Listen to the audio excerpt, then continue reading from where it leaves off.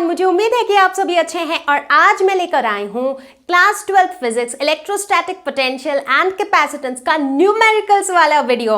Exactly तो बच्चों, इस वीडियो के अंदर हम इलेक्ट्रोस्टैटिक पोटेंशियल कैपेसिटेंस से रिलेटेड हर तरह के क्वेश्चंस हम सॉल्व करने वाले हैं। इनफैक्ट कैपेसिटेंस के हर टाइप के क्वेश्चंस हम देखेंगे जो ना कि सिर्फ आपके बोर्ड एग्जाम्स में पूछे जाते हैं बट आपके कॉम्पिटिटिव एग्जाम्स के लिए भी बहुत ज्यादा इंपॉर्टेंट है। तो इसीलिए इस पूरे वीडियो को देखना है, क्योंकि इस वीडियो को देखने के बाद न्यूमेरिकल सॉल्व करोगे आप खचाखच। तो मैं हूं Roshni from Learn Hub, the free learning platform, जहां पर आप फिजिक्स, केमिस्ट्री, मैथ्स, बायोलॉजी सब कुछ पढ़ सकते हो absolutely for free at learnerhub.com। तैयार है सभी लोग? Let's get started.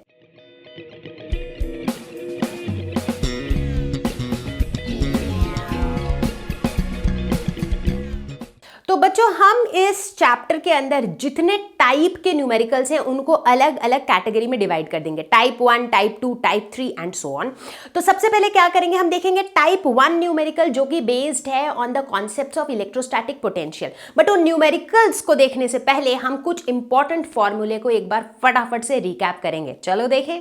तो चलो बच्चों, फटाफट से देखते हैं electrostatic potential and potential energy के इंपॉर्टेंट फॉर्मूले कौन कौन से हैं, कौन कौन से फॉर्मूले जो हमें आगे काम आने वाले हैं। सबसे पहले हमने सीखा था पोटेंशियल एनर्जी डिफरेंस क्या होता है। ये होता है बेसिकली, अगर हम किसी दो पॉइंट्स की बात करते हैं P और R, तो किसी भी चार्ज को R से P तक ले जाने के लिए हम जितना काम करते हैं, जितना वर्क डन होता है, that is basically the difference in potential between points P and R। तो मतलब किसी भी दो पॉइंट के बीच का जो पोटेंशियल एनर्जी का डिफरेंस है, that is work done in taking a charge from one point two the other. अब इसी के ऊपर बेस्ड हम निकालते हैं इलेक्ट्रोस्टैटिक पोटेंशियल। कैसे निकालते हैं, किसी भी पॉइंट P पर जो कि R डिस्टेंस से है किसी पॉइंट चार्ज से, ये होता है KQ/R, जहां पर K की वैल्यू क्या होती है 1/4πε0। This is very very important, बहुत ही बेसिक रिलेशन है, बहुत ही इंपॉर्टेंट है, क्योंकि इसी के ऊपर बेस्ड करके हम बहुत सारी चीजें निकालते हैं। अब ये सारी चीजें कहाँ से आई, इलेक्ट्रोस्टैटिक पोटेंशियल होता क्या है, पोटेंशियल एनर्जी डिफरेंस होता क्या है, ये सब कुछ हमने कवर कर लिया है वन शॉट वीडियो में। This is just our numerical video, ठीक है।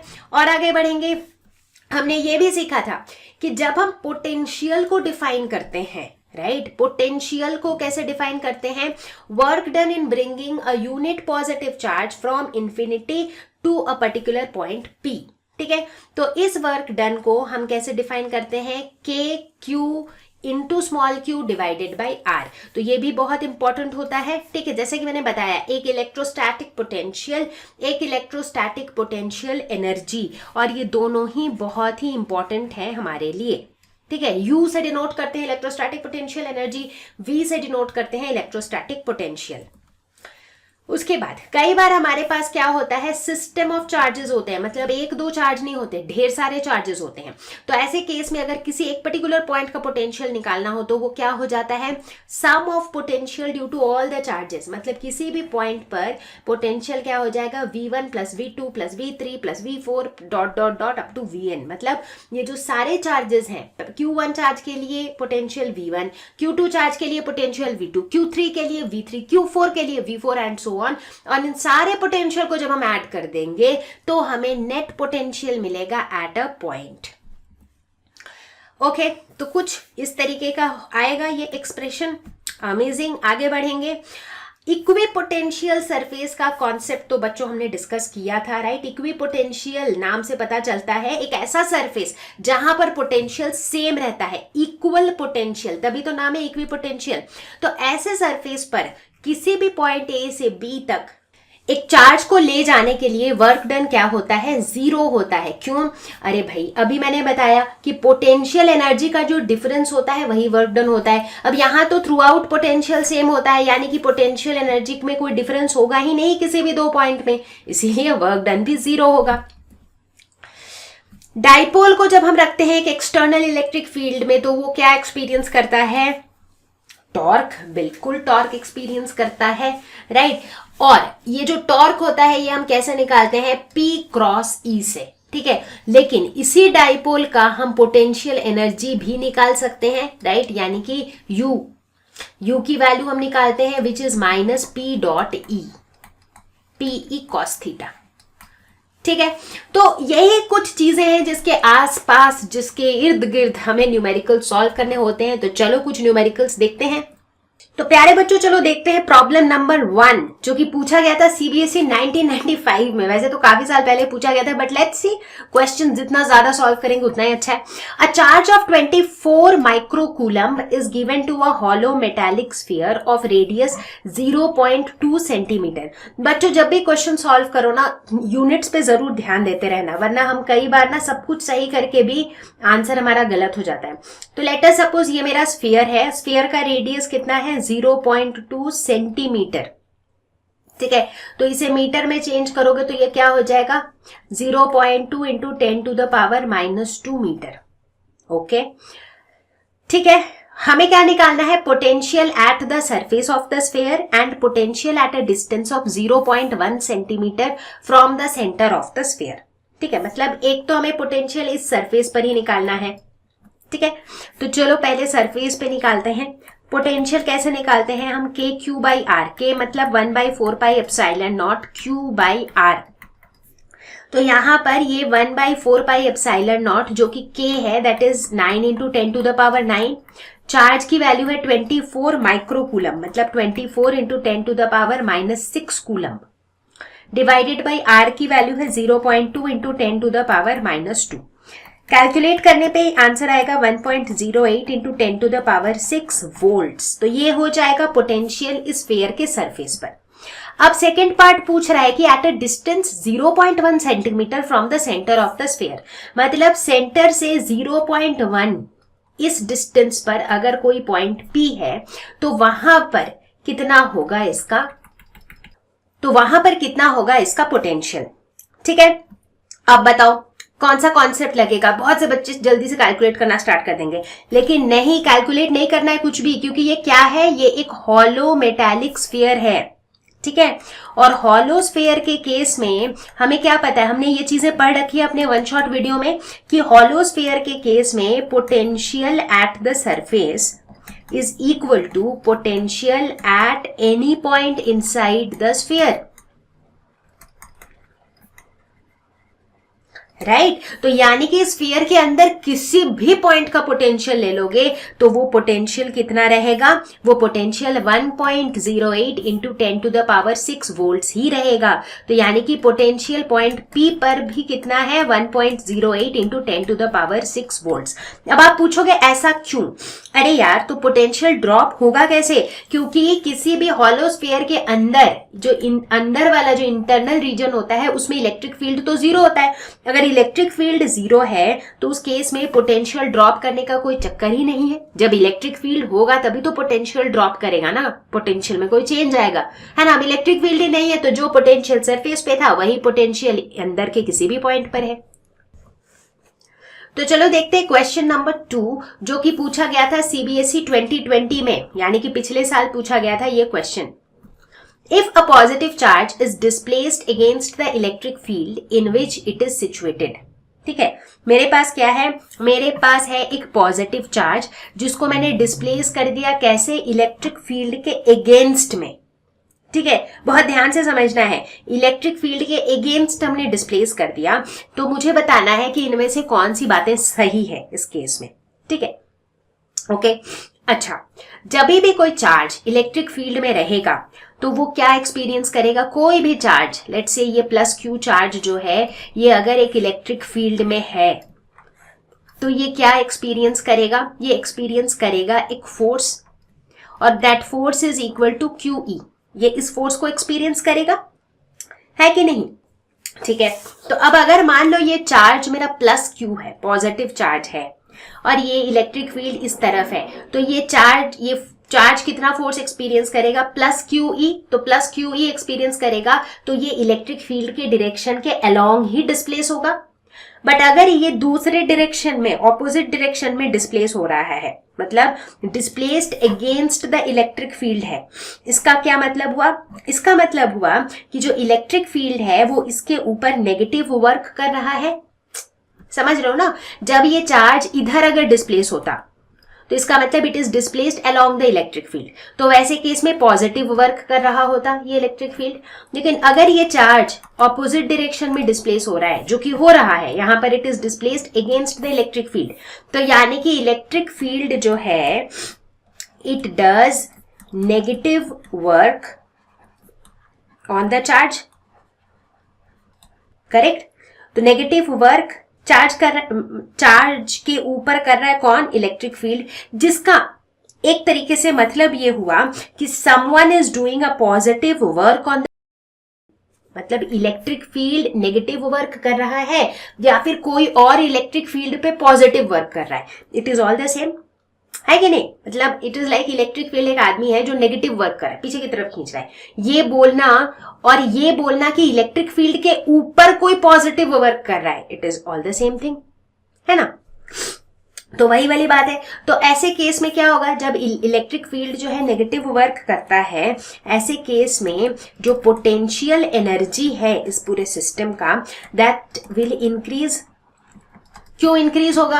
अभी बताया कि अगर E मेरा नेगेटिव वर्क कर रहा है, इसका एक तरीके से मतलब हुआ कि E के ऊपर कोई पॉजिटिव वर्क कर रहा है, positive work is done on E, right. अब E के ऊपर अगर वर्क हो रहा है, मतलब वो वर्क किस तरीके से स्टोर होगा, it will be stored as potential energy, तो that means overall potential energy यहां पर इंक्रीज हो रहा है। तो ये मेरी सिचुएशन है। अब ऑप्शंस देखते हैं। पहला ऑप्शन है work will be done by the electric field on the charge, ठीक है। दूसरा ऑप्शन है the intensity of electric field decreases. तीसरा ऑप्शन है energy of the system will decrease. अब एनर्जी तो हमको दिख ही रहा है कि भाई एनर्जी तो यहां पर इंक्रीज होगा, तो ये सी तो बिल्कुल गलत है। Energy will be provided by external source displacing the charge, ऐसा भी नहीं है। सो बेसिकली यहां पर क्या हो रहा है, यहां पर हो रहा है कि वर्क डन कौन कर रहा है, इलेक्ट्रिक फील्ड कर रहा है ऑन द चार्ज। हालांकि ये कैसा वर्क डन है, negative work is done by the electric field on the charge. So A is the right option. तो चलो अब देखेंगे हम problem number 3। Two charges, 2 microcoulomb and -2 microcoulomb are placed at points A and B and they are 6 centimeter apart. तो let us suppose कि ये point A है, ये पॉइंट B है और ये एक दूसरे से 6 सेंटीमीटर की दूरी पर है, ठीक है। और इन दोनों पे कौन कौन से चार्जेस हैं, इधर प्लस Q चार्ज है, इधर माइनस Q चार्ज है, ठीक है। और Q और माइनस Q की वैल्यू तो दी हुई है, 2 माइक्रोकूलम -2 माइक्रोकूलम, ठीक है। अब हमें क्या निकालना है, सबसे पहले we have to find an equipotential surface of the system. अब इस सिस्टम का इक्विपोटेंशियल सरफेस क्या होगा? इक्विपोटेंशियल सरफेस जो होगा, अब देखो इस सिस्टम को देखते हुए इधर पॉजिटिव चार्ज है, इधर नेगेटिव चार्ज है, तो इसका जो इलेक्ट्रिक फील्ड होगा वो इस डायरेक्शन में होगा, पॉजिटिव टू नेगेटिव की तरफ। जो इक्विपोटेंशियल सरफेस होता है वो इलेक्ट्रिक फील्ड के परपेंडिकुलर होता है। तो इक्विपोटेंशियल सरफेस जो होगा वो बेसिकली कोई ऐसा सरफेस होगा जो इस AB से परपेंडिकुलर हो और एक प्लेन हो, ठीक है। तो इस तरह का जो प्लेन होगा, this will be our equipotential surface. बोलने का मतलब है ये एक ऐसा प्लेन होगा जिसके ऊपर पोटेंशियल जो है ना, इसके ऊपर हर पॉइंट पर potential will be equal to same potential होगा इस पूरे सरफेस पर, ठीक है। अब आप पूछोगे मैं कैसे मान लूं कि इस सरफेस पर पोटेंशियल सब जगह सेम है? चलो कैलकुलेट करके देखते हैं। तो हम कैलकुलेट करते हैं सबसे पहले potential on this surface due to charges at A and B। क्या हो जाएगा नेट पोटेंशियल? प्लस Q की वजह से ये हो जाएगा KQ/R, R बोले तो ये वाला डिस्टेंस, सो लेट अस से ये डिस्टेंस x है, ठीक है। अच्छा, अब B के वजह से माइनस Q की वजह से कितना हो जाएगा, K into minus Q divided by ये बाकी डिस्टेंस कितना हो जाएगा, 6 सेंटीमीटर माइनस x। 6 सेंटीमीटर को हम क्या लिख सकते हैं, 0.06 metre minus x, net potential हो जाएगा। अब हम कहते हैं कि ये वाला जो सरफेस है ना, हमने बोला कि ये जो सरफेस है ये इक्विपोटेंशियल है और यहां पर पोटेंशियल 0 होगा। आप बोलोगे 0 क्यों होगा? हमने मान लिया कि ये एक ऐसा सरफेस है जिसके हर पॉइंट पर पोटेंशियल 0 है। अब हम क्या करेंगे, अब हम बेसिकली इस इक्वेशन को सॉल्व करके x की वैल्यू निकालेंगे टू फाइंड आउट कि ये वाला सरफेस इन दोनों A और B पॉइंट्स के बीच में एग्जैक्टली कहां लाई करे ताकि इस सरफेस के ऊपर पोटेंशियल 0 हो। तब उस केस में ये इक्विपोटेंशियल सरफेस भी हो गया, है कि नहीं? बात को समझ रहे हो ना? हम एक ऐसा सरफेस निकाल रहे हैं जिस पूरे सरफेस पे पोटेंशियल 0 हो, बट अब सोचने वाली बात यह है कि वो सरफेस एग्जैक्टली लाई कहां करेगा A और B के बीच में, वही हम निकाल रहे हैं। तो यहां से देखो हम K Q को कॉमन ले सकते हैं, तो अंदर बचेगा 1/x minus 1/0.06 minus x, this is equal to 0। तो इसे जब हम सॉल्व करेंगे तो x की वैल्यू निकल के आएगी 0.03 मीटर्स। कैलकुलेशंस बच्चों आप खुद से कर लोगे, ठीक है? तो बोलने का मतलब है कि x की वैल्यू अगर 0.03 मीटर्स है तो मतलब मेरा इक्विपोटेंशियल सरफेस क्या होगा? तो इक्विपोटेंशियल सरफेस होगा plane that is normal to AB, ठीक है, एंड 0.03 टोटल ये 0.06 है, यानी कि एग्जैक्टली मिड पॉइंट पर 0.03 इधर से और 0.03 इधर से भी। So plane normal to AB and passing through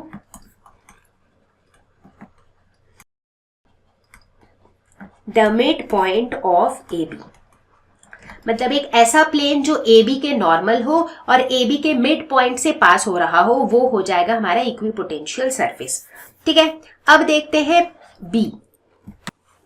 so part B में पूछा जा रहा है what is the direction of electric field at every point on this surface. तो इलेक्ट्रिक फील्ड का डायरेक्शन क्या हो जाएगा? It will be perpendicular to the plane in the direction AB, क्योंकि देखो AB में प्लस चार्ज है, A में प्लस चार्ज है, B में नेगेटिव चार्ज है, तो ऑब्वियसली इलेक्ट्रिक फील्ड का डायरेक्शन पॉजिटिव टू नेगेटिव की तरफ होगा। So this will be the direction of electric field on any point of this surface. तो चलो बच्चों अब देखते हैं problem number 4। Figure shows 3 circular arcs, each of radius r, and the total charge as indicated. तो कौन कौन से हैं हमारे आर्क? एक तो ये वाला पार्ट हो गया, दूसरा ये वाला पार्ट हो गया और तीसरा ये वाला पार्ट हो गया, ठीक है? ये 3 टुकड़े हैं आर्क के। The net electric potential at the centre of curvature is, ठीक है? तो हमने सिस्टम ऑफ चार्जेस की वजह से नेट पोटेंशियल पढ़ा था। नेट पोटेंशियल हम कैसे निकालते हैं? V1 plus V2 plus V3 से, यानी कि V1 क्या हो जाएगा? Potential due to first piece, फिर potential due to second piece, फिर potential due to the third piece, ठीक है? तो potential due to the first piece, ये हमारा लेट से फर्स्ट पीस है, ये हमारा सेकंड पीस है और ये हमारा थर्ड पीस है, ये पूरा, ठीक है? तो फर्स्ट पीस के वजह से क्या हो जाएगा? KQ बाई R, Q यहाँ पे फर्स्ट पीस में प्लस Q है टोटल चार्ज, और R क्या है? रेडियस। दूसरे पीस की बात करते हैं तो वो हो जाएगा KQ, इसमें Q कितना है? -2Q। R क्या हो जाएगा? वो कैपिटल R ही होगा क्योंकि रेडियस तो उतना ही है। थर्ड पीस की अगर बात करें तो इसमें चार्ज है +3Q, तो ये हो जाएगा K into 3Q divided by R। अब इन तीनों में से KQ बाई R को कॉमन ले सकते हैं, तो अंदर बचेगा 1 - 2 + 3, तो ये हो जाएगा 2KQ बाई R। अब K की जगह हम क्या लिख सकते हैं? 2 into 1/4 pi epsilon not into Q by R, तो ये हो जाएगा Q divided by 2 pi epsilon not R। तो यानी कि option A is the right option. तो बच्चों अब हम आप पहुंचे हैं टाइप 2 न्यूमेरिकल्स पे, जो कि बेस्ड है on the concepts of electric field and electric potential. अब इलेक्ट्रिक फील्ड E और इलेक्ट्रिक पोटेंशियल V के बीच में एक बहुत इंपॉर्टेंट रिलेशन होता है which is E is equal to -dV/dr, यानी कि पोटेंशियल ग्रेडियंट से हमें इलेक्ट्रिक फील्ड मिलता है ना? तो इसी के ऊपर बेस्ड कुछ धांसू वाले न्यूमेरिकल्स देखते हैं। चलो देखिए अगला क्वेश्चन ये कहता है find the potential V of an electrostatic field E is equal to AY cap plus XJ cap where A is a constant, ठीक है? तो यहां पर मेरे पास इलेक्ट्रिक फील्ड दी हुई है और मुझे क्या निकालना है? पोटेंशियल, इलेक्ट्रिक फील्ड और पोटेंशियल के बीच में हमें कौन सा रिलेशन पता है, E is equal to minus dv by dr। एक छोटा सा रिलेशन है लेकिन बहुत क्रिटिकल है, ठीक है। अब इस रिलेशन से हम लिख सकते हैं कि dv is equal to minus E D R, और इसे हम क्या लिख सकते हैं, अगर हम दोनों तरफ इंटीग्रेट कर दें तो इसे हम लिख सकते हैं कि v is equal to minus integration of E dot D R, right. बस, तो अब इसी का यूज करेंगे हम। डी आर जो है ये क्या है, ये बेसिकली पोजीशन की बात कर रहा है। तो यहां पर देखो जो आई कैप और जे कैप दोनों इन्वॉल्व है, यानी कि एक्स एक्सिस वाई एक्सिस दोनों इन्वॉल्व है। तो डी आर को हम लिख सकते हैं D X I cap plus D Y J cap, है कि नहीं। तो इस केस में पोटेंशियल को हम क्या लिख सकते हैं, minus integration of electric field दी हुई है A Y I cap plus A X J cap, ठीक है। और डी आर क्या दिया हुआ है, D X I cap plus D Y J cap, ठीक है। अब इसे हम क्या, इसका हम डॉट प्रोडक्ट निकालेंगे, I dot I is equal to 1, J dot J is equal to 1, लेकिन I dot J is 0, right. तो उसी लॉजिक को फॉलो करते हुए A Y I cap dot D X I cap क्या हो जाएगा, A Y D X, A Y I cap dot D Y J cap क्या हो जाएगा, आई डॉट जे तो 0 होता है तो ये पूरा 0 हो गया। ए X J cap dot D X I cap क्या होगा, आई कैप जे कैप डॉट 0 हो जाएगा। तो फिर से बचेगा क्या, ए X J cap dot D Y J cap, तो ये हो जाएगा ए एक्स डी वाई, ठीक है। अब इसमें से देखो ए को हम कॉमन निकाल सकते हैं, तो ये हो जाएगा minus A integration of Y D X plus X D Y, ठीक है। अब ठंडे दिमाग से देखो कि इसको कैसे हैंडल करेंगे, बहुत ध्यान से देखो। हमारे पास दो चीजें हैं x और y, एक बार हम लिख रहे हैं y dx, एक बार हम लिख रहे हैं x dy। तो यानी कि ऐसा हम किसे लिख सकते हैं, सो d ऑफ xy अगर हमें लिखना हो तो हम कैसे लिखते हैं, x dy plus y dx। अब बच्चों जिन लोगों ने डिफरेंशिएशन इंटीग्रेशन अभी तक नहीं पढ़ा है, पढ़ लो। इंटीग्रेशन डिफरेंशिएशन के बिना फिजिक्स पढ़ना बड़ा दिक्कत होने वाला है, तो इसीलिए मैंने बेसिक कैलकुलस की एक वीडियो बना रखी है। चाहिए तो यूट्यूब पे जाके सर्च करो बेसिक कैलकुलस लर्नो हब या फिर बेसिक इंटीग्रेशन डिफरेंशिएशन लर्नो हब, और आपको वो वीडियो दिख जाएगी और उसे देख लो, सीख लो, ठीक है। तो यहां पर इसे हम क्या लिख सकते हैं, minus A integration of D X Y. अब यहां कितनी मजेदार चीज हो गई, एक तरफ तो हम डी एक्स वाई लिख रहे हैं, मतलब डिफरेंशिएट कर रहे हैं, ऊपर से इंटीग्रेट कर रहे हैं, तो मतलब डिफरेंशिएशन और इंटीग्रेशन एक दूसरे को नलीफाई कर देगा और हमारे पास आ जाएगा माइनस ए एक्स वाई, मतलब जो था वही वापिस आ जाएगा। एक तरफ उसको डिफरेंशिएट करा रहे हैं, फिर एक तरफ इंटीग्रेट करा रहे हैं, एंड प्लस सी हो जाएगा क्योंकि एक हमारा इंटीग्रेशन कॉन्स्टेंट तो रहता ही है। So this is the answer. तो चलो बच्चों देखते हैं प्रॉब्लम नंबर 6 जो कि पूछा गया था जेई 1992 में, कई साल पहले पूछा गया था, बट क्वेश्चन अच्छा है। The electric potential V at any point XYZ in space is given by V is equal to 4x square, यानी कि पोटेंशियल की वैल्यू दी हुई है 4x square. The electric field at the point 102 is, अब electric field क्या हो जाएगा, इलेक्ट्रिक फील्ड क्या होता है, minus dv by D are. अब यहां पर जो r है वो बेसिकली क्या है, इन टर्म्स ऑफ x है। d minus dv by D R को हम ऐसा भी लिख सकते हैं, minus dv by D X I cap plus dv by D Y J cap plus dv by D Z K cap, ऐसे लिख सकते हैं हम, ठीक है। तो अब देखो dv बाई डी एक्स क्या हो जाएगा, d by D X of 4x square यानी कि 8x, dv by D Y और dv बाई डी जेड जो है ये क्या हो जाएगा, 0 हो जाएगा, क्योंकि इनकी वैल्यू तो कुछ है नहीं, मतलब एक y और z एक्सिस के अलोंग पोटेंशियल की कोई वैल्यू ही नहीं है, ठीक है। तो यानी कि इलेक्ट्रिक फील्ड की जो वैल्यू हो जाएगी वो कितनी हो जाएगी, वो हो जाएगी 8x I cap, not just 8x I cap, minus sign भी तो है यहाँ पर, तो माइनस साइन भी रहेगा।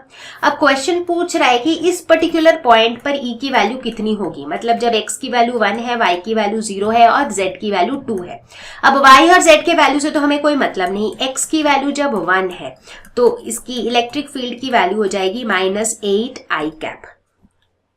तो बच्चा पार्टी अब हम आ चुके हैं हमारे type 3 numericals which are based on capacitance. Yes exactly, एकदम हीरो ऑफ द लेसन है when it comes to numericals, क्योंकि इस चैप्टर से जब हम न्यूमेरिकल्स की बात करते हैं तो capacitance is like the most important topic, है ना। तो कैपेसिटेंस के न्यूमेरिकल्स करने से पहले कैपेसिटेंस के कॉम्बिनेशन के बारे में दो बेसिक चीजें। कैपेसिटर्स को हम दो तरह के कॉम्बिनेशन में रख सकते हैं, सीरीज और पैरेलल। जब ये सीरीज में होते हैं तो क्या होता है, इन सारे कैपेसिटर्स के ऊपर चार्ज सेम होता है और हम इनका इक्विवेलेंट कैपेसिटेंस कैसे निकालते हैं, 1/C equivalent is equal to 1/C1 plus 1/C2 plus 1/C3 plus 1/C4, assuming कि C1 C2 C3 C4 ये सारे सीरीज में हैं। वहीं दूसरी तरफ अगर कैपेसिटर्स पैरेलल कॉम्बिनेशन में है, इसका मतलब उन सबके अक्रॉस पोटेंशियल डिफरेंस सेम है। तो ऐसे केस में हम इक्विवेलेंट कैपेसिटेंस कैसे निकालते हैं, C equivalent is equal to C1 plus C2 plus C3 plus C4 plus C5 plus so on, यानी कि पैरेलल कॉम्बिनेशन में हम सिंपली सारे कैपेसिटेंसेस को ऐड कर देते हैं and that's how we get equivalent capacitance. लेकिन हमारी कहानी खत्म यहां पे नहीं होती है, इनफैक्ट यहां से तो शुरू होती है कहानी। अब कैपेसिटेंस के जो न्यूमेरिकल्स होते हैं, स्पेशली जो सर्किट रिलेटेड क्वेश्चंस होते हैं जिसमें आपको इक्विवेलेंट कैपेसिटेंस पूछा जाता है, वो इतने सिंपल नहीं होते हैं कि बस एक फॉर्मूला लगाया और आंसर निकल आया। इसके लिए चाहिए होती है थोड़ी सी स्ट्रैटेजी, थोड़ा सा प्रैक्टिस, ठीक है। तो अब हम क्या करेंगे, कैपेसिटेंस के ऊपर बेस्ड पहले तो कुछ क्वेश्चंस देखेंगे जो पिछले एग्जाम्स में पूछे गए हों, उसके बाद हम अलग अलग कैटेगरी के कैपेसिटेंस के सर्किट वाले क्वेश्चंस देखेंगे। तो प्यारे बच्चों, यहां से हम देखने वाले हैं कैपेसिटर्स के सर्किट वाले प्रॉब्लम्स। अगर कोई भी ऐसा बच्चा ये वीडियो देख रहा है जो कॉम्पिटिटिव एग्जाम की तैयारी करता है, तो लेट मी टेल यू, यहां से जो है ना आपके लिए सुपर डुपर इंपॉर्टेंट है ये वीडियो, क्योंकि इसके बाद में जो भी चीजें बताने वाली हूं वो आपके एनसीईआरटी टेक्स्ट बुक में नहीं है। हो सकता है कि इस तरह के क्वेश्चंस आपने एनसीईआरटी में देखा भी ना हो, लेकिन इस तरह के क्वेश्चन आपके कॉम्पिटिटिव एग्जाम के लिए बहुत बहुत बहुत ज्यादा इंपॉर्टेंट हो सकते हैं। और मैं इनको कर चुकी हूं ऑर्गेनाइज इनटू कैटेगरीज, यानी कि कैपेसिटेंस के सर्किट वाले प्रॉब्लम्स को भी हम टाइप 1, टाइप 2, टाइप 3 के तौर पर देखेंगे एक के बाद एक। सो तैयार हो जाओ पेन पेपर के साथ।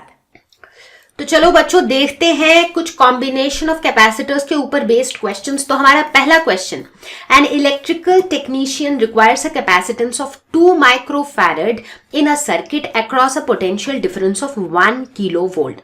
क्वेश्चन को बहुत ध्यान से समझना है। इस टेक्नीशियन को क्या चाहिए, 1 किलोवोल्ट पोटेंशियल डिफरेंस के अक्रॉस उसे नेट कितना कैपेसिटेंस चाहिए, 2 माइक्रोफैरड्स का, ठीक है।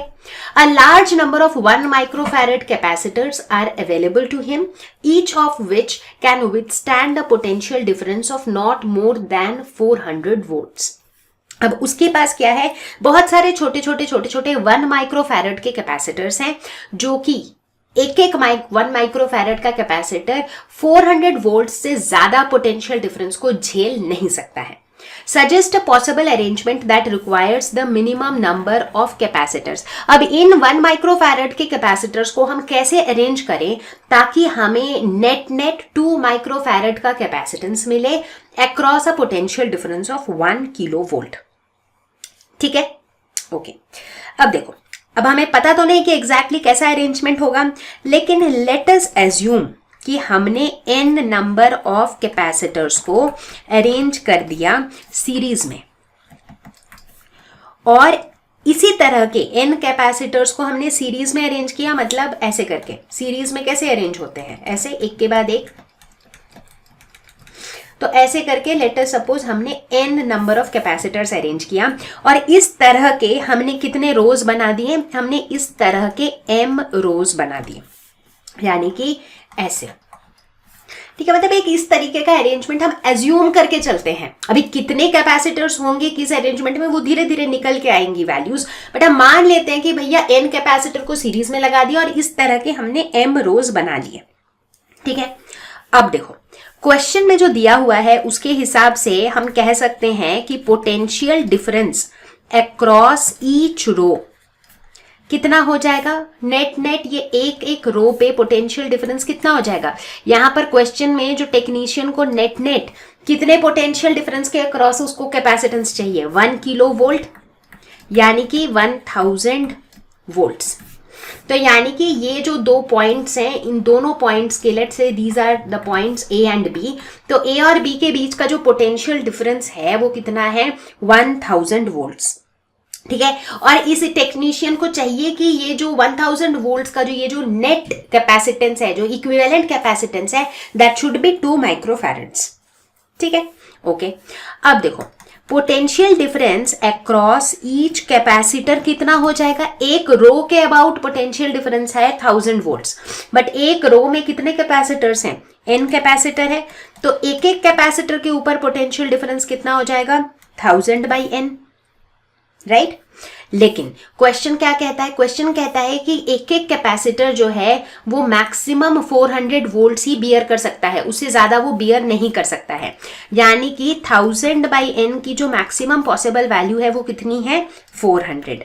तो यहां से हमें n की वैल्यू कितनी मिलती है, 1000/400 यानी कि 2.5। तो इसे अगर हम राउंड ऑफ करते हैं, अब 2.5 कैपेसिटर्स तो हो नहीं सकता, आधा कैपेसिटर तो कुछ होता नहीं है, राइट। तो यहां पर एट द मैक्स कितने कैपेसिटर्स हो सकते हैं, इसका मतलब n = 3।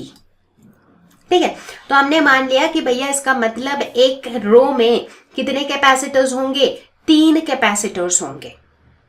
ठीक है, बात समझ में आ गई सबको। अच्छा, अब आप पूछोगे कि हमने n को 3 ही क्यों माना, हम n को 2 भी तो मान सकते थे। ऐसा इसलिए क्योंकि ये जो 400 वोल्ट्स हमने वैल्यू ली थी, ये क्या था कि it can not withstand more than 400, मतलब 400 इसकी मैक्सिमम वैल्यू थी। तो जब 400 हमारी मैक्सिमम वैल्यू, मतलब 400 से कम भी हो सकता है ये वैल्यू, बट मैक्सिमम कितनी है, 400 है। तो उसी तरीके से जब आप देखोगे n की वैल्यू, फॉर एग्जाम्पल इसको अगर मैं इनइक्वालिटी में चेंज कर दूं ना, तो विच मीन्स कि 1000/n जो है this should be either less than और इक्वल टू 400, करेक्ट। तो अब इस केस में अगर आप n की वैल्यू निकालोगे तो n should be greater than और इक्वल टू 2.5 होगा एक तरीके से। तो मतलब n की वैल्यू 2.5 से कम नहीं हो सकती है, तो n की मिनिमम पॉसिबल वैल्यू कितनी होगी, 3। तो मतलब हमारे एक रो में 3 कैपेसिटर्स होंगे। ठीक है, तो ये बात तो अब क्लियर हो गई कि भाई एक रो में 3 कैपेसिटर है। तो फिर CS कितना हो जाएगा, मतलब इक्विवेलेंट कैपेसिटेंस एक रो का कितना हो जाएगा, ये हो जाएगा 1/CS = 1/C1 + 1/C2 + 1/C3, which is 1/1 + 1/1 + 1/1, क्योंकि सारे के सारे तो 1 माइक्रोफैरड के हैं। तो मतलब ये हो जाएगा 3। तो ये 3 किसकी वैल्यू है, 1/CS की। तो यानी कि CS कितना हो जाएगा, 1/3 माइक्रोफैरड। तो ये हो गया इक्विवेलेंट कैपेसिटेंस एक एक रो का, एक एक रो का 1/3 माइक्रोफैरड्स। अब कितने ऐसे रोज होंगे, यानी कि m की वैल्यू कितनी होगी, ये कैसे निकालें। अब देखो क्वेश्चन में दिया हुआ है कि टेक्नीशियन को क्या चाहिए, उसे नेट कैपेसिटेंस 2 माइक्रोफैरड्स ही चाहिए, यानी कि C इक्विवेलेंट जो है वो 2 माइक्रोफैरड्स है। और अभी हम क्या कह रहे हैं कि एक एक रो का, मतलब ये जो पूरा पोर्शन है, इस पूरे पोर्शन के बदले में हम लिख सकते हैं 1/3 माइक्रोफैरड्स। उसी तरह इस पूरे पोर्शन के बदले में हम लिख सकते हैं 1/3 माइक्रोफैरड्स। ठीक है, तो ऐसे करके कितने ऐसे 1/3 माइक्रोफैरड्स हैं, m, क्योंकि हमारे पास m रोज है, राइट। तो m × 1/3 microfarads will be equal to the equivalent capacitance of the circuit, जो कि इस टेक्नीशियन को कितना चाहिए, 2 माइक्रोफैरड्स। तो इस लॉजिक से m की वैल्यू कितनी हो जाएगी, 6, राइट। 3 × 2 6 हो जाएगी, राइट। तो इसका मतलब है कि हमारा अरेंजमेंट कैसा हो जाएगा, हमारा अरेंजमेंट कुछ ऐसा होगा कि इस तरीके से 3 कैपेसिटर्स होंगे एक रो में, और ऐसे कितने रोज होंगे, ऐसे 6 रोज होंगे। तो कुछ इस तरीके का अरेंजमेंट अगर किया जाएगा तो एक एक कैपेसिटर अगर 1 माइक्रोफैरड का होगा तो नेट इस सर्किट का इक्विवेलेंट कैपेसिटेंस हो जाएगा 2 माइक्रोफैरड्स। तो चलो बच्चों देखते हैं प्रॉब्लम नंबर 2 जो कि पूछा गया था जेईई मेंस 2004 में।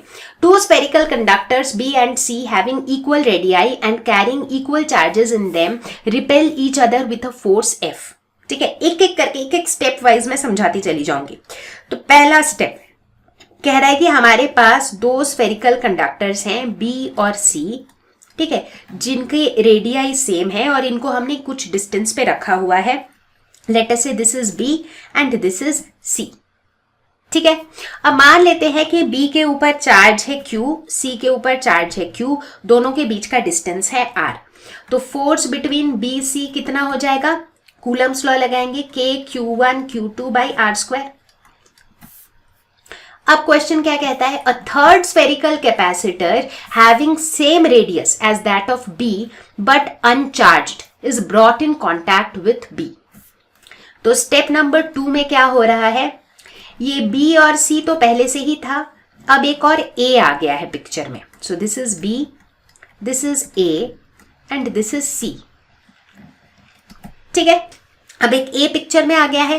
पहले B में कितना चार्ज था, पहले B में Q चार्ज था, A अनचार्ज था और C में Q चार्ज था, ऐसा पहले था।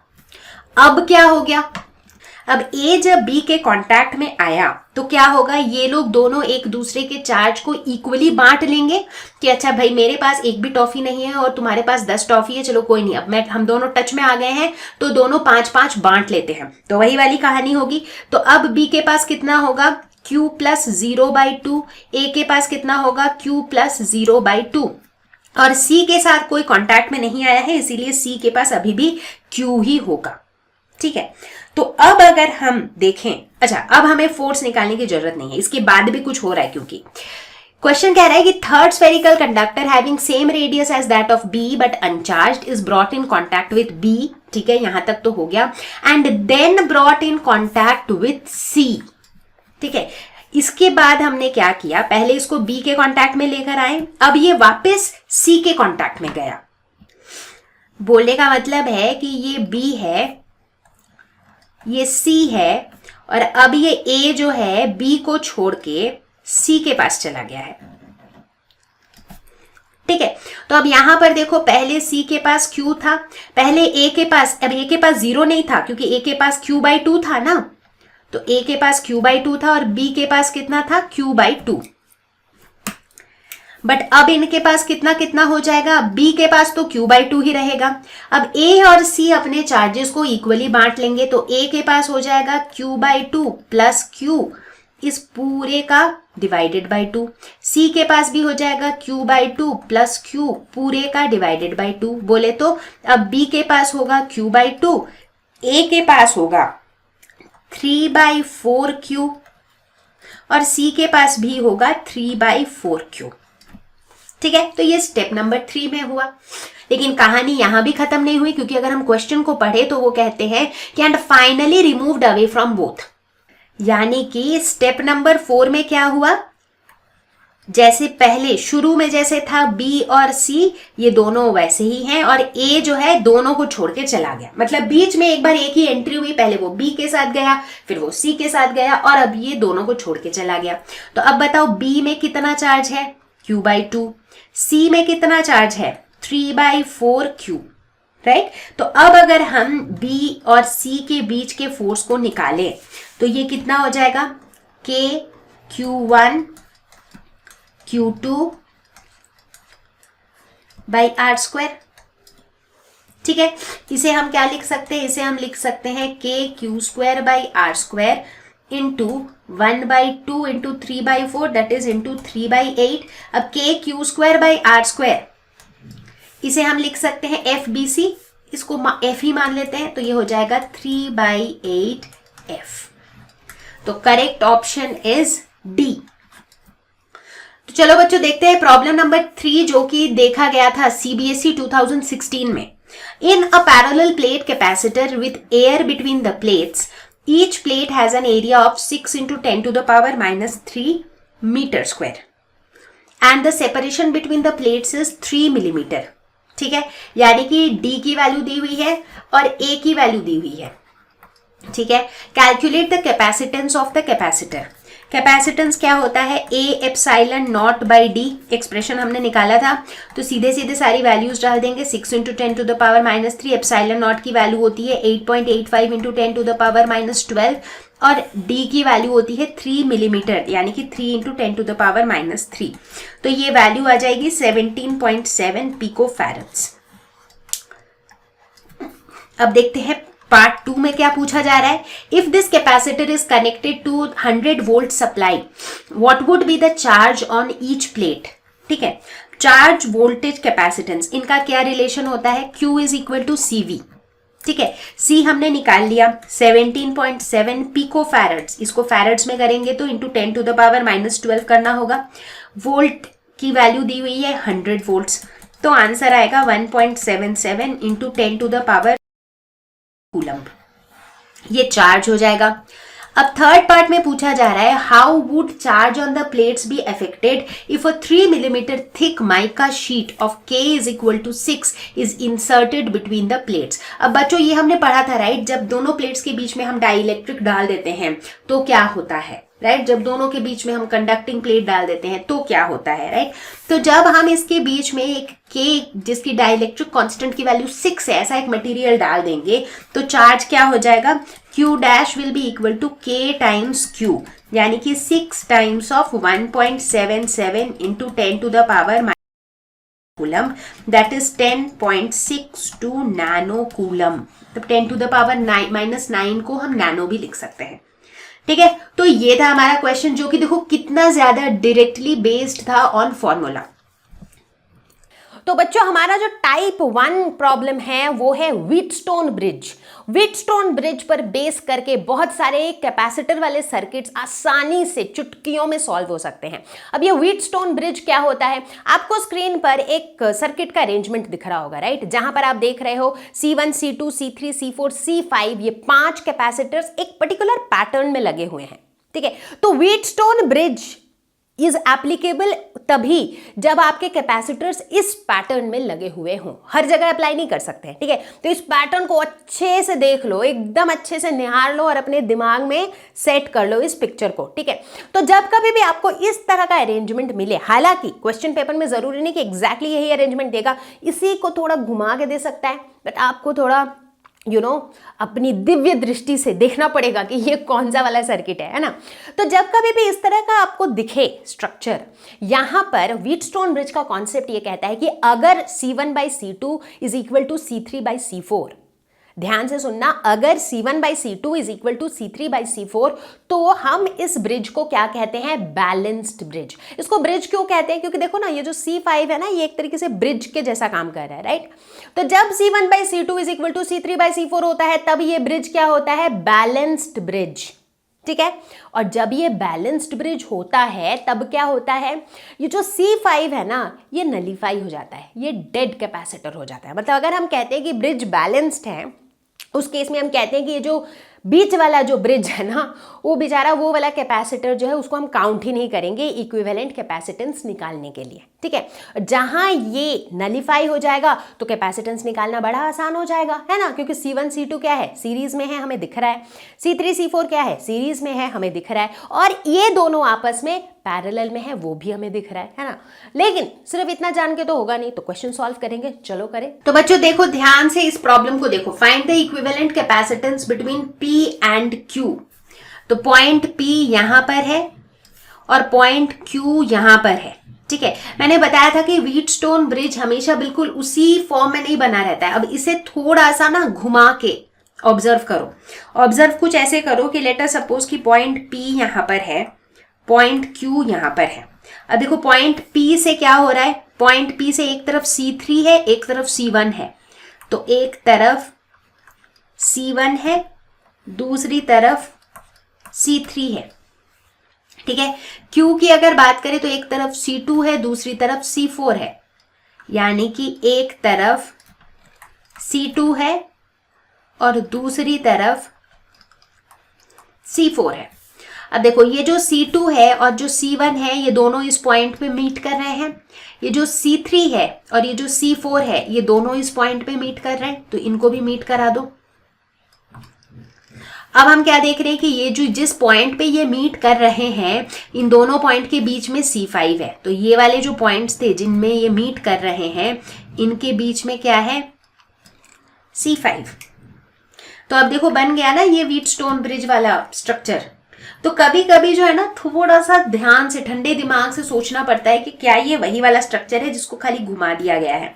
ठीक है, तो अब सबसे पहले तो यहां पर चेक करो कि क्या C1/C2 is equal to C3/C4 है।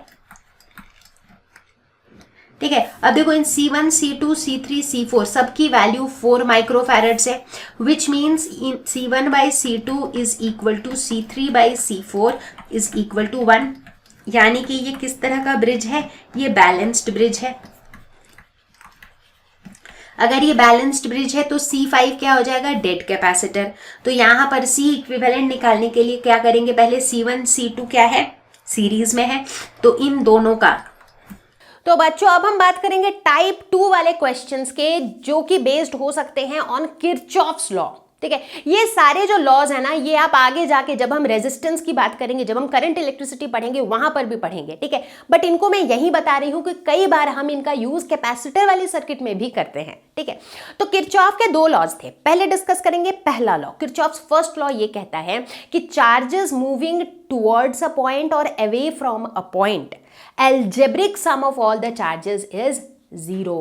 मतलब अगर एक पॉइंट P है, देखो यहां पर पिक्चर में दिख रहा है Q1, Q2, Q3, Q4, Q5, ये अलग अलग चार्जेस हैं। इनमें से कुछ उस पॉइंट के तरफ आ रहे हैं, कुछ पॉइंट से दूर जा रहे हैं, राइट।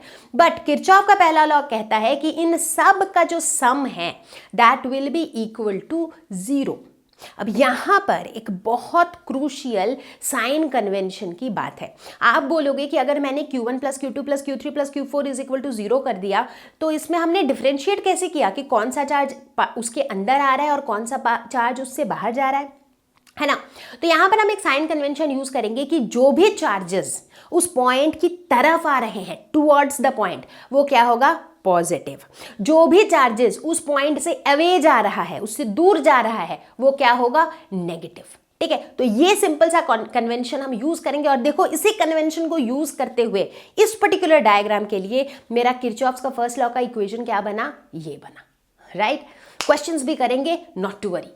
अब बात करेंगे हम किरचॉफ्स के सेकंड लॉ के बारे में, जो कि एप्लीकेबल है फॉर क्लोज्ड सर्किट्स। बहुत बार ऐसे सर्किट्स मिलेंगे जो बंद है, हर तरफ से खुले हुए नहीं है।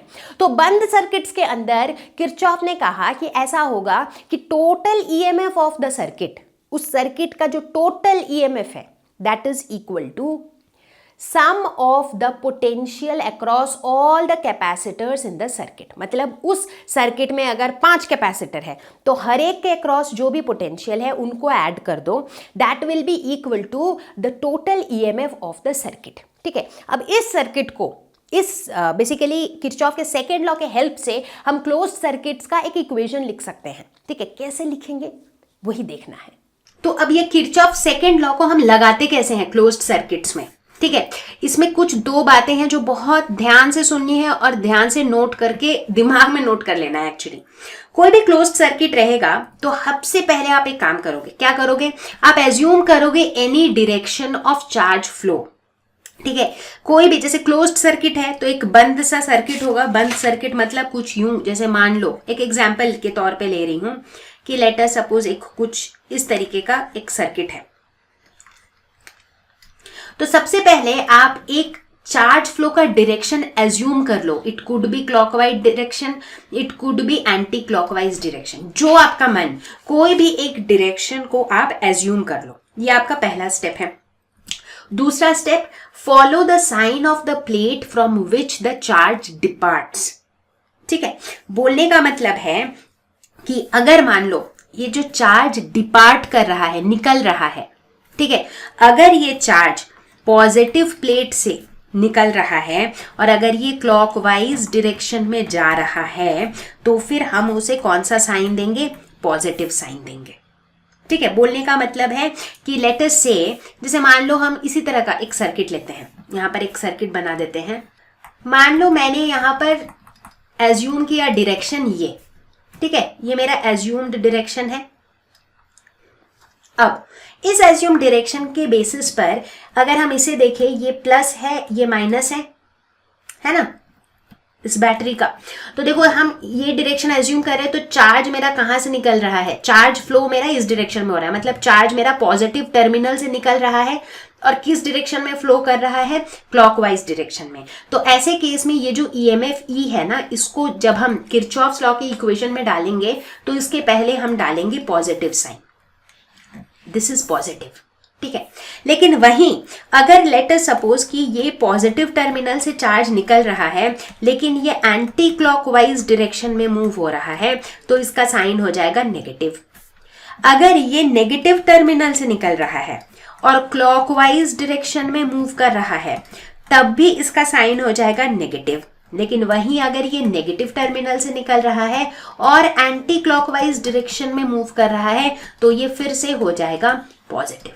तो बेसिकली जब हम किरचॉफ सेकेंड लॉ को अप्लाई करते हैं ना क्वेश्चंस में, तो हमें एक इक्वेशन लिखनी पड़ती है, राइट, विच इज दिस कि total EMF of the circuit is equal to algebraic sum of the potential of the capacitors in the circuit. तो अब जब ये टोटल ईएमएफ को आप लिखोगे तो वो ईएमएफ पॉजिटिव साइन होगा कि नेगेटिव साइन होगा, ये बहुत बड़ा डाउट रहता है, और उसी डाउट को सॉल्व करेगा ये कन्वेंशन। उसी तरीके से जब आप एल्जेब्रिक सम ऑफ पोटेंशियल करोगे, जो कैपेसिटर्स के अक्रॉस जो पोटेंशियल है उसको भी जब आप लिखोगे, तब भी आपको यही डाउट आएगा कि उसको प्लस करे कि माइनस, और वहां पर भी आपको यही रूल काम आएगा। तो इसलिए ये रूल को ध्यान में रखना है। सबसे पहले एक चार्ज फ्लो का डायरेक्शन एज्यूम कर लो, और उसके बाद बेस्ड ऑन की चार्ज आपका कौन से टर्मिनल से निकल रहा है, बेस्ड ऑन दैट आप उसको पॉजिटिव या नेगेटिव साइन उसके आगे डालोगे, ठीक है। कुछ क्वेश्चंस करेंगे तो और क्लैरिटी आएगी। तो सबसे पहले यहाँ पे पॉजिटिव और नेगेटिव टर्मिनल्स मार्क कर लो, ये पॉजिटिव है, ये नेगेटिव है, ये पॉजिटिव है, ये नेगेटिव है। लेट अस सपोज कैपेसिटर के जो दो प्लेट्स है उसमें से भी एक प्लेट पॉजिटिव प्लेट हो जाएगा, एक नेगेटिव होगा, तभी तो दोनों के बीच में पोटेंशियल डिफरेंस होता है ना। सो लेट अस सपोज यहाँ पर भी हमने मान लिया कि ये पॉजिटिव प्लेट है, ये नेगेटिव प्लेट है, ठीक है। तो इस तरीके से हमने एक एज्यूम कर लिया, ठीक है। अब अगर इस सर्किट को ध्यान से देखो तो ये किस तरीके का सर्किट है, साफ साफ दिख रहा है कि ये एक क्लोज्ड सर्किट है। मैंने कौन सा पहला स्टेप बताया था, पहला स्टेप था कि assume a direction of charge flow. तो लेट अस सपोज मैंने ये डायरेक्शन एज्यूम किया, ये मेरा एज्यूम डायरेक्शन है, मैं कुछ भी एज्यूम कर सकती हूँ, ठीक है। चलो मैंने एज्यूम कर लिया, ठीक है। अब किरचॉफ्स का सेकेंड लॉ कहता क्या है कि जो टोटल ईएमएफ होगा that will be equal to the total algebraic sum of potential. मतलब ये क्या कहता है, total EMF is equal to algebraic sum of potential across capacitors, ठीक है। टोटल ईएमएफ यहां पर क्या होगा, E1 और E2। अब E1 और E2 जो है इसके आगे हम पॉजिटिव साइन लगाएंगे, नेगेटिव साइन लगाएंगे, वो हम कैसे बताएंगे। E1 की बात करते हैं, देखो हमने ये डायरेक्शन एज्यूम किया, यानी कि चार्ज मेरा कौन से टर्मिनल से निकल रहा है, नेगेटिव टर्मिनल से निकल रहा है। कौन से डायरेक्शन में निकल रहा है, ये कौन सा डायरेक्शन है, this is anti clockwise. So negative terminal से निकल रहा है एंटी क्लॉकवाइज, तो यानी कि ये प्लस E1 होगा। अब बात करते हैं E2 की। E2 के साथ क्या हो रहा है, E2 में देखो चार्ज का हमने ऐसा डायरेक्शन एज्यूम किया, तो ये पॉजिटिव टर्मिनल से निकल रहा है, इस वाले टर्मिनल से ये निकल के जा रहा है, किस डायरेक्शन में जा रहा है, अगेन देखो ये एंटी क्लॉकवाइज डायरेक्शन है, तो नेगेटिव टर्मिनल से निकल के एंटी क्लॉकवाइज डायरेक्शन में जा रहा है, सॉरी पॉजिटिव टर्मिनल से निकल के एंटी क्लॉकवाइज डायरेक्शन में जा रहा है, तो इसीलिए ये हो जाएगा नेगेटिव, ठीक है। So this will be equal to sum of potential across the capacitors. तो let us suppose इनके across जो charges है ना, let us say plus Q minus Q है, इसमें भी plus Q minus Q है। Let's say the charge across these capacitors are Q, और इनका capacitance तो दिया हुआ है C1 and C2। तो क्या हो जाएगा, पोटेंशियल अक्रॉस C1 हो जाएगा Q by C1, दूसरे वाले के अक्रॉस हो जाएगा Q by C2, राइट। तो ये हो जाएगा मेरा एक्सप्रेशन, ठीक है। तो इस एक्सप्रेशन के हेल्प से जो है मैं क्या निकाल सकती हूं, अब यहां से देखो Q into 1/C1 plus 1/C2 is equal to E1 minus E2, यानी कि Q is equal to C1 C2 into E1 minus E2 divided by C1 plus C2। ठीक है, तो अब देखो इससे मैं कितनी चीजें निकाल सकती हूं। अगर मैं फर्स्ट कैपेसिटर की बात करूं तो फर्स्ट कैपेसिटर का कैपेसिटेंस है C1 और चार्ज है Q, तो यानी कि potential across the first capacitor क्या हो जाएगा Q बाई C1, क्योंकि Q is equal to CV, तो यानी कि ये हो जाएगा C2 into E1 minus E2 divided by C1 plus C2। उसी तरीके से अगर हम सेकेंड कैपेसिटर के अक्रॉस पोटेंशियल निकालना चाहें तो हम वो भी निकाल सकते हैं। इसके अक्रॉस कैपेसिटेंस है C2 और चार्ज है Q, so therefore V2 will be equal to Q by C2, यानी कि this will be C1 into E1 minus E2 divided by C1 plus C2। तो इस तरीके से, तो बेसिकली आपको इसमें से कुछ भी रटना नहीं है, ये मैंने सिर्फ इसलिए बताया कि हम किरचॉफ्स लॉ को न्यूमेरिकल सॉल्व करते टाइम किस तरीके से यूज करते हैं।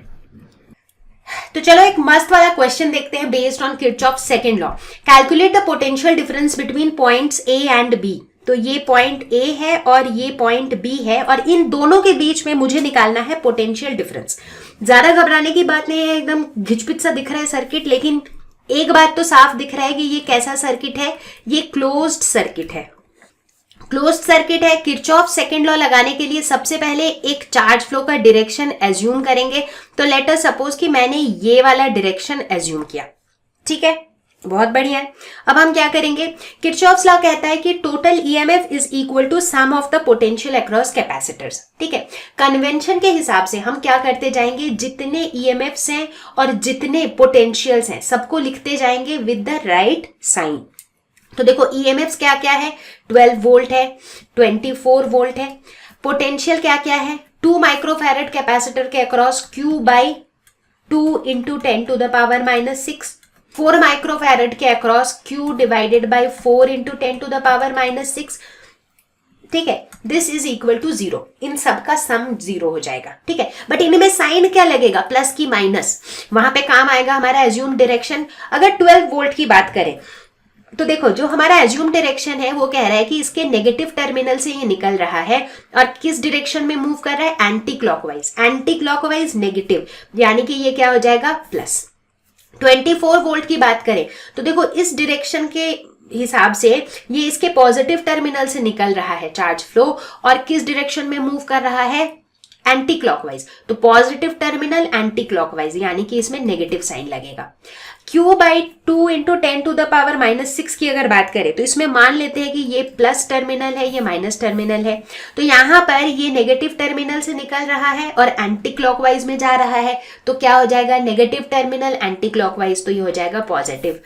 Q by 4 into 10 to the power minus 6 की अगर बात करें, let's say this is negative, this is positive, तो ये नेगेटिव से निकल रहा है, एंटी क्लॉकवाइज जा रहा है, राइट, तो ये भी हो जाएगा positive.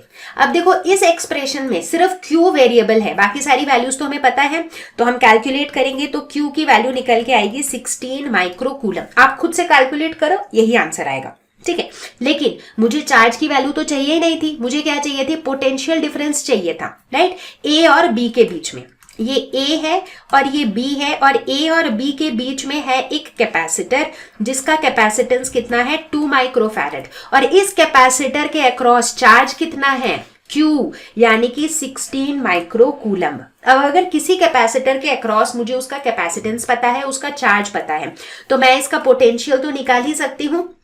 Q is equal to CV, यानी कि पोटेंशियल क्या हो जाएगा, Q by C, small q लिखते हैं टू अवॉइड कंफ्यूजन, और ये पोटेंशियल जो होगा this will be the potential difference between A and B।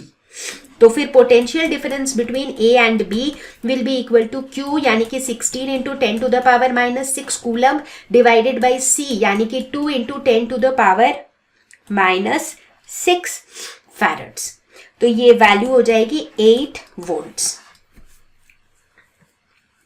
तो बच्चों अब देखते हैं क्वेश्चंस टाइप 3, जिसमें हम कुछ स्पेशल ओपन सर्किट्स की बात करेंगे। कई बार ऐसे क्वेश्चंस होंगे जो ओपन सर्किट्स हैं और आपको पूछा जाएगा कि इसके अक्रॉस का पोटेंशियल निकालो, ये दोनों पॉइंट के बीच का पोटेंशियल निकालो, and sometimes we are clueless कि यार इसमें कौन सा रूल लगाए, कौन सा लॉ लगाए। तो एक ऐसा टेक्निक होता है वर्चुअल सर्किट्स का। वर्चुअल सर्किट्स बोले तो जैसे मान लो आपके पास ये एक ओपन सर्किट है जहां पर कुछ भी नहीं दिख रहा है, सिर्फ एक कैपेसिटर दिख रहा है C1, ठीक है। अब इस कैपेसिटर के अक्रॉस लेट से चार्ज है Q। लेट अस से ये जो दो पॉइंट्स A और B है, इनके बीच में हमने बोला कि यार इनके बीच का जो पोटेंशियल डिफरेंस है, let that potential difference be V, ठीक है। अब इसको हम एक वर्चुअली ऐसा इमेजिन कर सकते हैं कि ये जो सर्किट है that basically is somewhat like this, मतलब एक वर्चुअली डॉटेड लाइन से आप ऐसे बना सकते हो कि यहाँ पर एक V EMF है, राइट। मतलब हम इसे ऐसा एज्यूम कर ही सकते हैं, और जैसे ही हम इसे ऐसा एज्यूम करते हैं चीजें हमारे लिए बहुत सिंपल हो जाती हैं। कैसे, करके देखेंगे।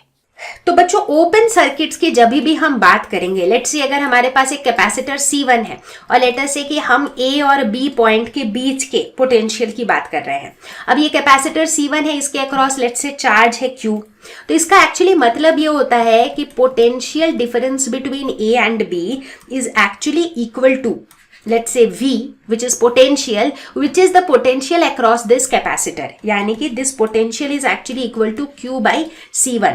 तो एक और इजी तरीका इसको विजुअलाइज करने का ये होता है कि हम ऐसा एज्यूम कर लें कि ओके ठीक है, ये A है, ये B है, तो it is as good as कि ये जो है ना मेरा एक वर्चुअल सर्किट है। ये सर्किट रियलिटी में नहीं है, बट हम वर्चुअली एज्यूम कर सकते हैं कि इसमें ऐसा सर्किट है, यहाँ पर V है, ठीक है।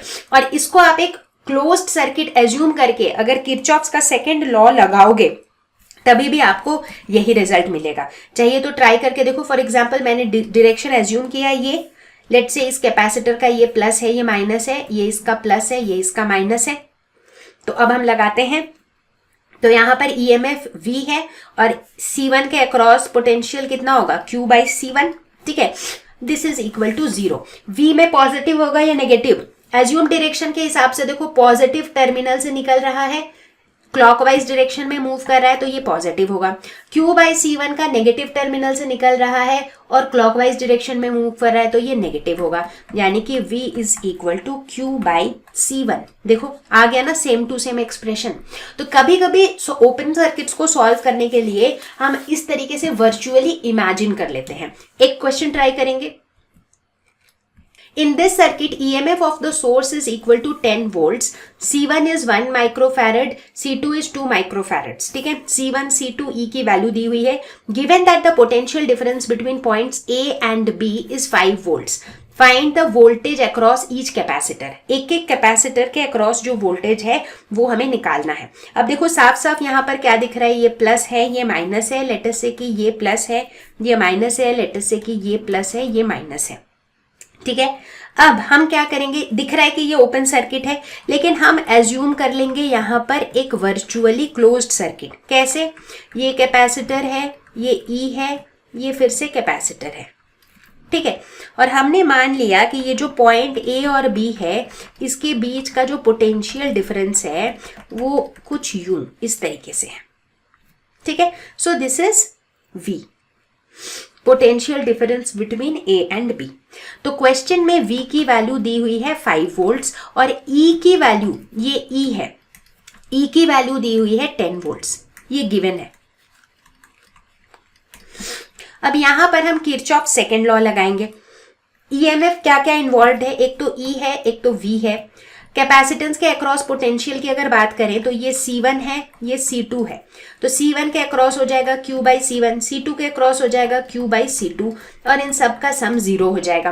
प्लस माइनस साइन निकालते हैं। चलो E की एक डायरेक्शन एज्यूम करना है। लेट अस सपोज हमने ये डायरेक्शन एज्यूम किया। अब E की बात करते हैं। E में देखो पॉजिटिव टर्मिनल जो है उसमें से निकल रहा है चार्ज, क्लॉकवाइज डायरेक्शन है तो E से पहले तो पॉजिटिव साइन लगा देंगे। V की अगर बात करें तो देखो पॉजिटिव टर्मिनल से निकल रहा है और किधर मूव कर रहा है, क्लॉकवाइज, तो V के पहले भी हम पॉजिटिव साइन लगाएंगे। Q by C1 की अगर बात करें तो ये प्लस है, ये माइनस है, यहाँ पर ये प्लस है, ये माइनस है। तो C1 की अगर बात करें तो नेगेटिव टर्मिनल से निकल रहा है और क्लॉकवाइज मूव कर रहा है तो इसमें माइनस साइन लगेगा। Q बाई C2 की अगर बात करें तो इसमें भी नेगेटिव टर्मिनल से निकल रहा है चार्ज और क्लॉकवाइज मूव कर रहा है, तो यहाँ भी ये माइनस हो जाएगा। ठीक है, तो यहाँ से हम क्या देखते हैं, V is equal to Q by C1 plus Q by C2 minus E। अब ये V क्या है, V is potential difference between A and B, और V की वैल्यू कितनी दी हुई है, 5 वोल्ट्स, तो ये क्या हो जाएगा, this is equal to Q into 1 by C1 plus 1 by C2। अब 1 बाई C1 दिया हुआ है 1 into 10 to the power minus 6 farads, 1 by C2 दिया हुआ है 2 into 10 to the power minus 6 farads, minus E की वैल्यू दी हुई है 10 वोल्ट्स। तो ये सारी वैल्यूज मेरे पास दी हुई हैं, तो मैं Q की वैल्यू निकाल सकती हूँ and Q comes out to be 10 micro coulomb. एक बार Q निकल गया फिर तो बहुत आसानी से हम वोल्टेज निकाल सकते हैं across each capacitor. For example voltage across capacitor 1, V1 क्या हो जाएगा, Q is equal to CV, तो ये हो जाएगा Q बाई C1। उसी तरह वोल्टेज अक्रॉस कैपेसिटर 2 हो जाएगा Q डिवाइडेड बाई C2, तो Q की वैल्यू हमने निकाल ली 10 into 10 to the power minus 6 coulomb divided by C1 की वैल्यू है 1 into 10 to the power minus 6, तो ये हो जाएगा 10 वोल्ट्स। उसी तरह से V2 निकाल सकते हैं, Q है 10 into 10 to the power minus 6 coulomb divided by C2 हो जाएगा 2 into 10 to the power minus 6 farads, तो ये हो जाएगा 5 वोल्ट्स। तो इस तरीके से हमने C1 और C2 के अक्रॉस का वोल्टेज निकाल लिया।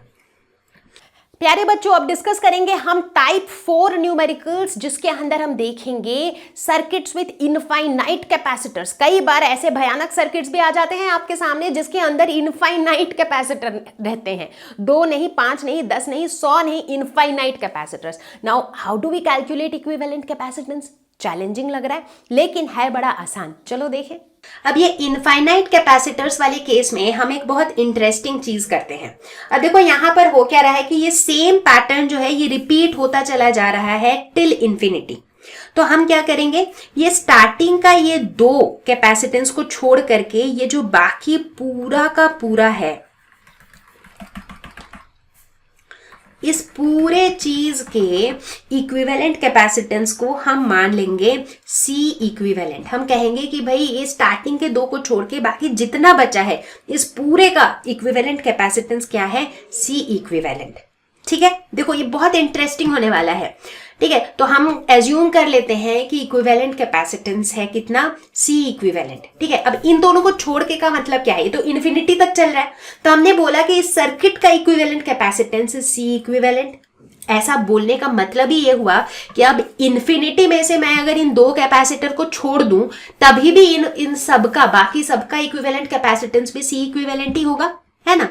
इसका बोलने का मतलब है कि इसको मैं ऐसे लिख सकती हूं, मैंने बोला कि यार ये मेरा C है, ये मेरा C है, और ये जो ब्लू वाला है दिस इज C इक्विवेलेंट, मतलब बाकी पूरे सर्किट को हटा के मैंने C इक्विवेलेंट लिख दिया। करेक्ट है, राइट? मतलब मैंने बोला equivalent infinite number of capacitors है। अब इनफाइनाइट नंबर ऑफ कैपेसिटर्स का इक्विवेलेंट कैपेसिटेंस है C इक्विवेलेंट। अब उन इन्फिनिटी नंबर ऑफ कैपेसिटर्स में से 2 कैपेसिटर हटा दिया, क्या फर्क पड़ता है?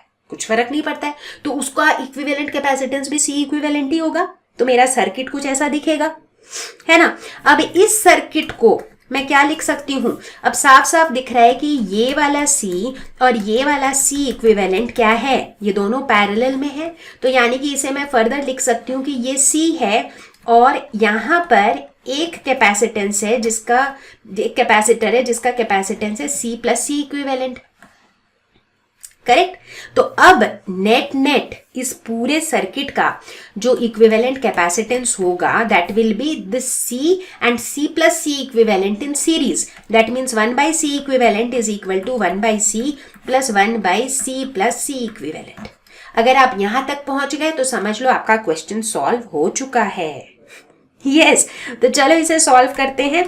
अब इसके बाद ना बच्चों सिंपल मैथमेटिक्स ही है, कुछ खास नहीं है। So this will be equal to C plus C equivalent plus C divided by C into C plus C equivalent. अब इसके बाद हम कैलकुलेट करते रहेंगे। 1 by C equivalent is equal to 2C plus C equivalent divided by C square plus C into C equivalent. तो इसे हम लिख सकते हैं C square plus C into C equivalent is equal to 2c into C equivalent plus C equivalent square. तो हमें ना एक क्वाड्रेटिक इक्वेशन मिल रहा है। So the quadratic equation is C equivalent square plus 3c into C equivalent minus C square is equal to 0। अब इसको थोड़ा सिंपल रखने के लिए लेट अस एज्यूम कि C equivalent is equal to x, ठीक है। तो उसे हम क्या लिख देंगे, X square plus 3cx minus C square is equal to 0। यहाँ पर c क्या है, कांस्टेंट है। तो this is of the form, ये किस फॉर्म में है, क्वाड्रेटिक इक्वेशन सॉल्व करना याद है ना, क्लास 10th में पढ़ा था हमने, ax square plus bx plus c is equal to 0। ये c स्क्वायर देख के घबराना नहीं है, c square is a constant, ठीक है ना। तो ऐसे केस में हम x की वैल्यू कैसे निकालते थे, minus B plus minus root over B square minus 4ac divided by 2a। अब कोई मत पूछना कि ये कहाँ से आया, ये सारी बेसिक चीजें जो हमने 10th 11th के मैथ्स में पढ़ रखी है, ठीक है। तो इसी लॉजिक से हम इसको भी कैलकुलेट कर लेंगे। तो यहां पर इस तरह का जो क्वेश्चन है, इस क्वेश्चन का की क्या था, इसका की था ये वाला डायग्राम, कि कैसे हम अप्रोच करेंगे इन क्वेश्चंस को और कैसे हम x की वैल्यू निकालेंगे। जो x है that is basically c equivalent. तो क्वाड्रेटिक इक्वेशन को सॉल्व करो और इक्विवेलेंट कैपेसिटेंस निकालो।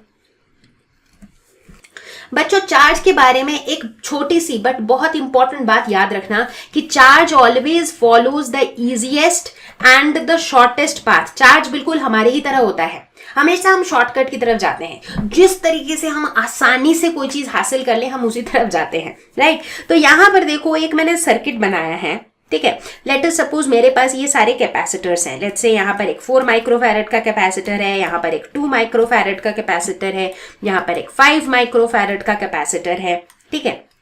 And we have 3 volts here, ठीक है।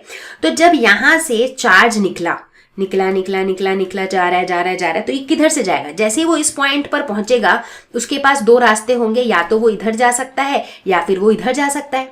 अब वो देख रहा है कि अगर मैं इधर गया तो यार फिर से इस कैपेसिटर का सामना होगा, क्या जरूरत है, इधर जाने की जरूरत ही नहीं है, ये अपना शॉर्टेस्ट पाथ फॉलो कर लेगा। उसको पता है कि यार इधर से भी निकल गया ना तो फटाफट से मैं वापस इधर पहुंच जाऊंगा, तो ये मेरे लिए शॉर्टेस्ट पाथ भी है और इजीएस्ट पाथ भी है। तो इसीलिए इस तरह के डायग्राम्स, कई बार इस तरह के सर्किट्स आपके सामने आते हैं और पूछा जाता है कि बताओ चार्ज ऑन 5 माइक्रोफैरेड वाला कैपेसिटर कितना होगा।